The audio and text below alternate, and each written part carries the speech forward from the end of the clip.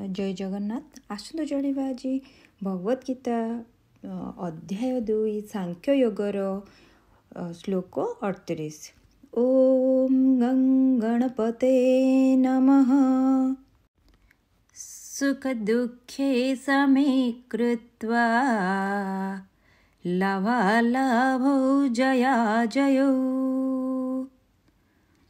ततो युद्धाय युज्यस्व नैवं पापमवाप्स्यसि।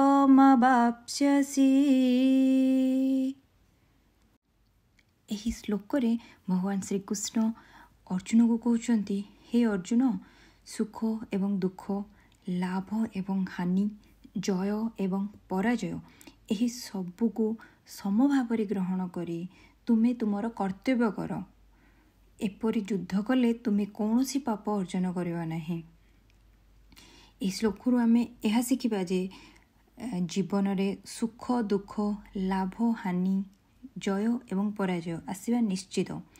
यही सब उपरे समभाव रखी आगू को आमको बढ़िया उचित।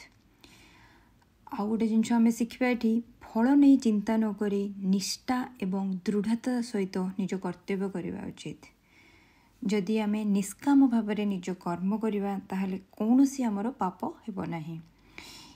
आउ गोटे जिनस यही श्लोक आम यह शिखा जे यही श्लोक कर्मयोग कर्म रे आसक्ति न रखी आमे कर्म करवा उचित। यही नियम अनुसरण जदि आमे करवा ताहले आम जीवन रे शांति एवं सफलता मिल पारे। जे जीवन रे केवल कर्म करवा उचित, फल को नहीं चिंता करवा आमको उचित नुह। एवं समता भाव रखी जो कर्म आमे करवा से कौन भी पाप नहीं। जय जगन्नाथ।